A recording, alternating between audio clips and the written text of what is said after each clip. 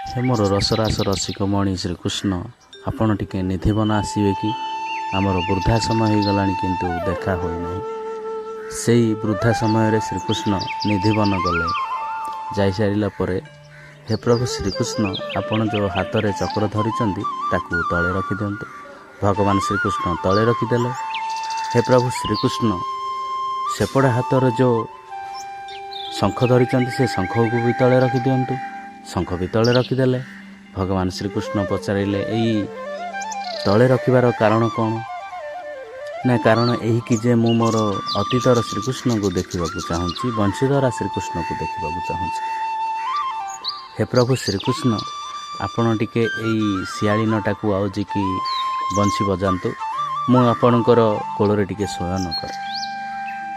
जे माया को बनैछि से राधार माया को केमिति जानी पारिले नहीं, से कोଳରେ शोई राधा देह त्याग करदेले।